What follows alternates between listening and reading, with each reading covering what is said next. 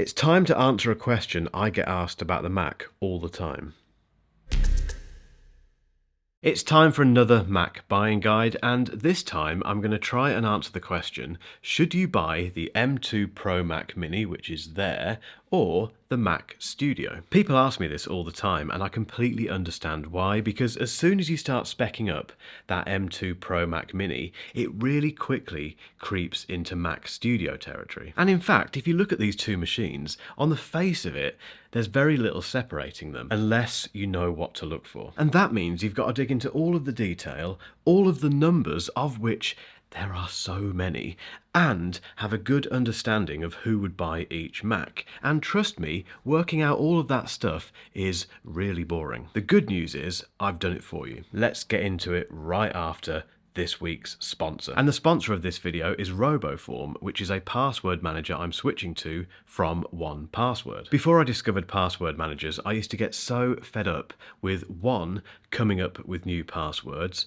2, remembering them, and 3, having to fill in those forms every single time I wanted to log into websites and web apps. The good news is that RoboForm does all of that stuff for you, so it comes up with incredibly secure passwords for you, it remembers them for you, and it fills in those forms on those websites automatically. And it works seamlessly across all of your devices. As you'd guess, I've got loads of Macs, loads of iPads, several iOS devices, loads of Android phones, and even a Windows laptop somewhere, and RoboForm works across all of them. And one of the best things about RoboForm is that they have a complete no breach history, and they have a fantastic one-click login feature, which is literally that. You go onto a website, you go onto a web app, you press one button, and you're logged in straight away. You can even share those login details securely. So for example, I share my login details occasionally with my girlfriend for certain reasons, and I can do that through RoboForm.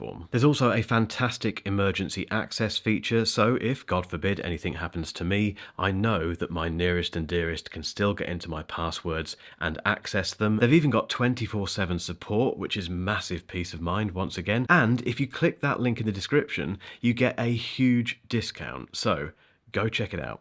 Right, let's get down to brass tacks and the numbers, and I will have to refer to them, I'm afraid, because there are so many numbers involved in Mac comparisons, and I don't want to get any of them wrong because I will get roasted below. So, the M2 Pro Mac Mini, which is this one here, the base model version, starts at £1,399 in the UK. That gets you the M2 Pro chip with the 10-core CPU, the 16-core GPU, 16 gigabytes of unified memory, and 512 gigabytes of SSD storage. The Mac Studio, on the other hand, starts at £2,099. For that extra 700 quid, you get the M2 Max chip with a 12-core CPU, 30-core GPU, 32 gigabytes of unified memory, and that same 512 gig of SSD storage. You do get some additional bits and pieces as well, which I'll cover later. The one thing to bear in mind with both the M2 Pro Mac Mini and the Mac Studio is that you can't upgrade them in the future.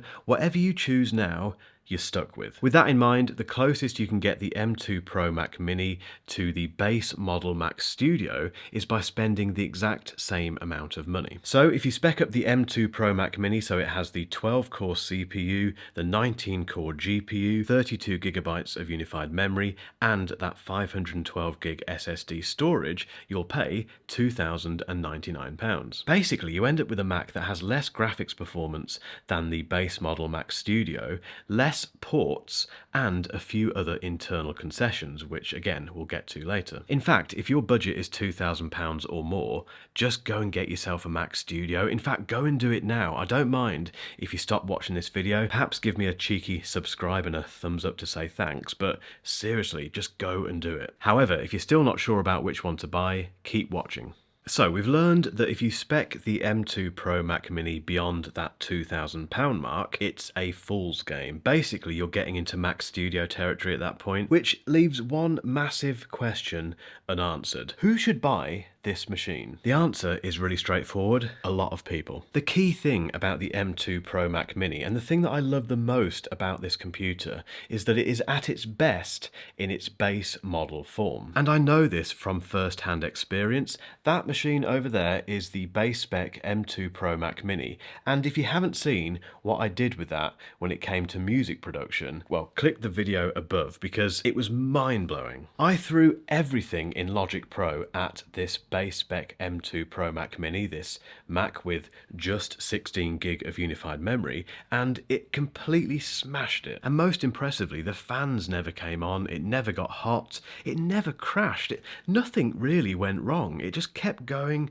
and going and going, well beyond its pay grade. Music production is just one example. The things that you can do with this in video work, in design, in programming are just mind-blowing. And I really think that makes the M2 Pro Mac Mini the contender for one of the best Macs Apple has ever released if you buy the base spec. If you need more memory, go for it. If you need more storage, I highly recommend not going for Apple's very expensive internal storage upgrades. Instead, just get yourself some external SSDs. For a perfect example of an ideal owner of the M2 Pro Mac Mini, you only have to look at me. If I didn't have my 16-inch MacBook Pro over there, which I bought 2 years ago, and if I wasn't an Apple reviewer, I would just buy this and use it for everything. So that's everything from admin to writing to video production, audio production. It can do everything. And given the price, it would be one hell of an investment for this business. So if your business is similar to mine, or if you've got a side hustle or a very important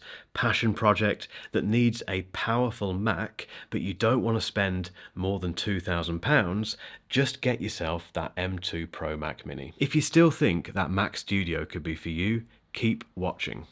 The Mac Studio is a very different computer to that M2 Pro Mac Mini. If you've got the stomach for it, you can spec it up to have a 24-core CPU, 76-core GPU, and 192 gigabytes of unified memory. The price?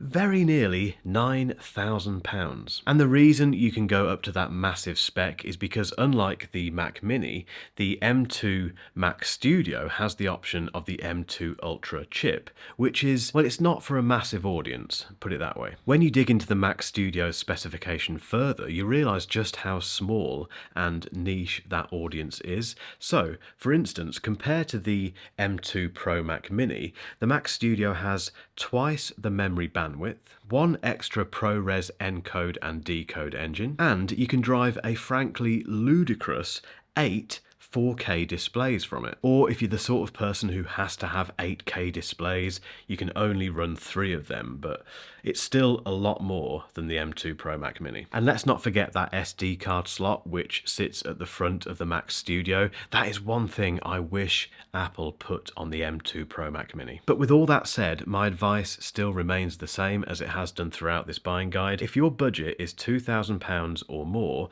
and you want a desktop Mac, get yourself a Mac Studio. For everyone else who's watching this video, and I genuinely think that is the bigger portion of this audience, the M2 Pro Mac Mini, the base spec, is for you. As always, I'd love to know which one you're going for and why, so let me know in the comments below. And if you've still got some time, please hang around and wait for the link to my music stress test of this M2 Pro Mac Mini, because it was just mind-boggling.